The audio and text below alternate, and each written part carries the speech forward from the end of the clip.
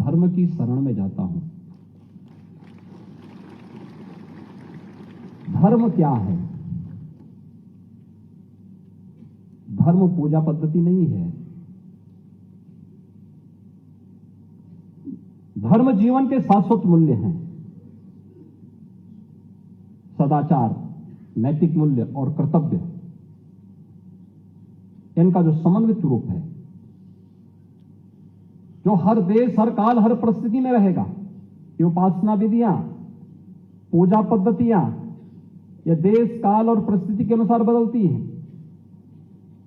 यह आवश्यक नहीं कि हर समय आप एक ही स्थान पर, एक ही जगह में, एक ही प्रकार की पूजा पद्धति को मानेंगे या लोग मानेंगे। ये देश, काल, परिस्थिति के अनुसार बदलती जाएंगी, लेकिन धर्म एक शाश्वत व्यवस्था है और उसे जो हमें इन सभी मूल्यों के साथ जोड़कर के आगे बढ़ने की प्रेरणा दे। बुद्ध ने भी प्रत्येक नागरिक को, अपने प्रत्येक शिष्य को, अपने प्रत्येक अनुयायी को इस मार्ग का अनुसरण करके आगे बढ़ने के लिए प्रेरित किया। 200 उपदेश उन्होंने दिया। बुद्धम शरणम गच्छामि। बुद्धम शरणम गच्छामि का मतलब बुद्ध की शरण में मत आओ, बुद्धि की शरण में। बुद्ध का मतलब विवेक से है। हम विवेकशील बने जीवन में। कोई कार्य करना हो 10 बार सोच लो, और जब एक बार आगे बढ़ जाओ तो फिर पीछे मत हटो। अक्सर होता क्या है, हम कोई राह चुनते हैं, कुछ दूर आगे बढ़ते हैं, फिर पीछे हो जाते हैं, क्योंकि हमने तय ही नहीं किया कि हमारा रास्ता क्या है, हमारी मंजिल क्या है। रास्ता चुनने में जो भय होता है, जो दिक्कतें होती हैं, यहीं से कंफ्यूजन होता है। उस कंफ्यूजन से दूर होना, बुद्ध ने उससे हमें दूर किया। उन्होंने कहा विवेकशील बनकर के ही कोई निर्णय करो। और तीसरा, संगम शरणम गच्छामि। संगठित होकर के कार्य करना, टीम वर्क। याद रखना, टीम वर्क परिणाम देता है। सामूहिकता, सामूहिक रूप से निर्णय लेने की सामर्थ्य, ये लोकतंत्र की ताकत भी है। यही हम सबकी ताकत है। विश्वविद्यालय हो या महाविद्यालय, कोई उद्योग जगत हो या कोई परिवार, अगर कोई व्यक्ति, एक ही व्यक्ति जबरन अपनी बात को थोपने का प्रयास करेगा, अन्य लोगों की बात को नहीं मानेगा, परिवार में विद्रोह हो जाता है। लोग नहीं मानते एक समय के बाद। एक टीम वर्क परिणाम देता है। टीम वही परिणाम देती है जो संगठित होकर के, एकजुट होकर के वन लीडरशिप में कार्य करती है। और वो परिणाम संगम शरणम गच्छामि, संगठित होकर के, एकजुट होकर के कार्य करना है। और बुद्ध का ये उद्देश्य मानवता के कल्याण का मार्ग प्रशस्त करती है। आपने देखा होगा, जीवन की संपूर्णता को लेकर के बुद्ध ने इस कार्यक्रम को अपना आगे बढ़ाया। और बुद्ध को ज्ञान प्राप्त हुआ, तो ज्ञान प्राप्त होने के बाद 36 वर्ष बुद्ध ने केवल सामाजिक जन जागरण के कार्यक्रम के लिए अपने आप को समर्पित कर दिया।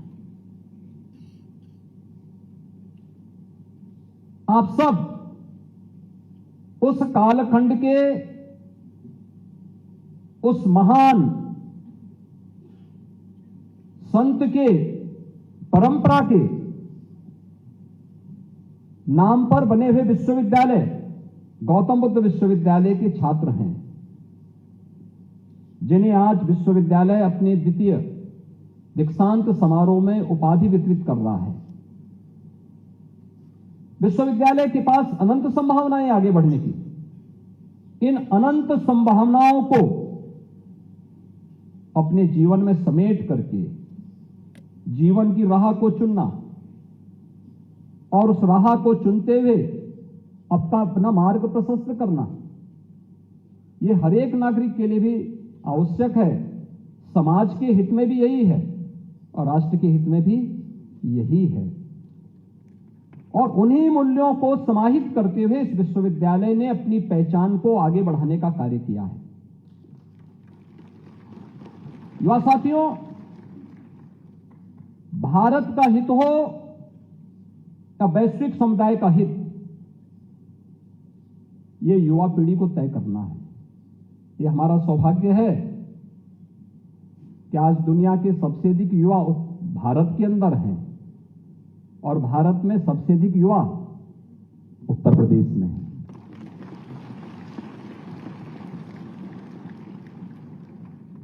थोड़ा सा प्रयास हम करते हैं तो कैसा परिवर्तन होता है, कैसा परिवर्तन होता है। उस परिवर्तन के हम भी वाहक बन सकते हैं, हम भी वाहक बन सकते हैं। हमने अपने महाविद्यालयों को, विश्वविद्यालयों को, अपने इंस्टीट्यूशंस को एक टापू बना दिया है जिसका देश और दुनिया से कोई संवाद नहीं, कोई संपर्क नहीं। विश्वविद्यालय का मतलब केवल डिग्री बांटने का, उपाधि बांटने का एक अड्डा हो गया।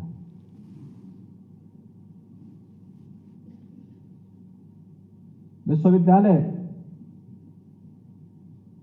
केवल शैक्षिक डिग्री या सर्टिफिकेट या डिप्लोमा बांटने के माध्यम न बने,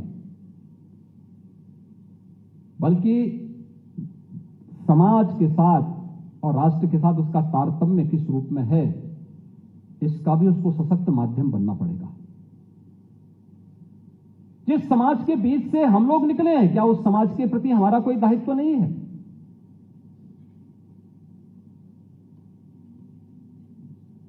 हम इतने बड़े विश्वविद्यालय में रह करके जो अध्ययन कर रहे हैं, इस विश्वविद्यालय के निर्माण में क्या समाज का कोई कंट्रीब्यूशन नहीं है? इसकी एक एक ईंट समाज के सहयोग से प्राप्त पैसे से लगी है और इसलिए समाज के प्रति कृतज्ञता का भाव पैदा करना है। जो आपने दीक्षांत उपदेश में इस बात को कहा कि मातृदेवो भव, पितृदेवो भव, आचार्य देवो भव, अतिथि देवो भव, इसका मतलब ये नहीं है कि आप अपने माता पिता, आचार्य या अतिथि को किसी चेयर में बिठा करके और धूप बत्ती और दिया धूप दिखा करके उनकी आरती करिए। उनके प्रति श्रद्धा और कृतज्ञता का भाव होना, क्योंकि उनके कारण आप इस धरती पर हैं, उनके कारण आप इस शिक्षा के मंदिर में हैं, उनके कारण आप आगे बढ़ने के लिए अपने आप को तैयार कर पा रहे हैं। एक कृतज्ञता का भाव, और ये भाव ऐसे ही समाज के प्रति भी कि हमें ये विश्वविद्यालय इतना अच्छा इंफ्रास्ट्रक्चर मिला है। सरकार एक माध्यम है, लेकिन ये किसका कंट्रीब्यूशन है? समाज का। तो समाज के प्रति हमारा दायित्व क्या है? इस दायित्व के लिए, समाज के लिए, और मुझे प्रसन्नता है गौतम बुद्ध विश्वविद्यालय ने जब देश के सबसे बड़े एयरपोर्ट जेवर इंटरनेशनल एयरपोर्ट के निर्माण की कार्रवाई आगे बढ़ी, तो मैंने विश्वविद्यालय से कहा था, मैंने कहा विश्वविद्यालय को केवल डिग्री बांटने तक सीमित नहीं होना होगा, बल्कि इससे आगे भी जाना होगा। सोशल इंपैक्ट स्टडी की जब बात आई तो गौतम बुद्ध विश्वविद्यालय ने इस कार्य को अपने हाथों में लिया और जेवर इंटरनेशनल एयरपोर्ट के सोशल इंपैक्ट स्टडी का कार्य विश्वविद्यालय ने किया। तो स्वाभाविक रूप से एक आपकी फैकल्टी को भी और आपके छात्रों को भी एक नया अनुभव हुआ और विश्वविद्यालय की इनकम भी बढ़ी। पैसा बुरा थोड़ा होता है, लेकिन नैतिक तरीके से अगर वो विश्वविद्यालय में आ रहा है तो हमें लेने में संकोच थोड़ा करना है। और विश्वविद्यालय ने सोशल इंपैक्ट स्टडी के माध्यम से इन कार्यक्रमों को आगे बढ़ाया। आज इस प्रकार के 3 MOU महामहिम उपराष्ट्रपति जी के सम्मुख विश्वविद्यालय, क्योंकि कई विश्वविद्यालय के विजिटर के रूप में, कुलाधिपति के रूप में उनका आशीर्वाद देश की युवा शक्ति को प्राप्त होता है। जीवन का एक लंबा अनुभव जीवन का उनके पास है। शून्य से शिखर की उस यात्रा के वे पथिक हैं जो आज देश के भारत गणराज्य के एक संवैधानिक पद पर बैठ करके भारत के उच्च सदन के चेयरमैन के रूप में पूरे देश को एक नया मार्गदर्शन दे रहे हैं। और इसलिए यह दूसरा इंस्टीट्यूशन का इंडस्ट्री के साथ आपस में जुड़ाव, उस बड़े कार्यक्रम को भी हम माध्यम बना सके। हमारी संस्थाएं इनोवेशन के, रिसर्च एंड डेवलपमेंट के सेंटर बने। वहां से निकले हुए छात्र जब कहीं निकले तो दिखना चाहिए कि हां ये छात्र अपना राह स्वयं चुन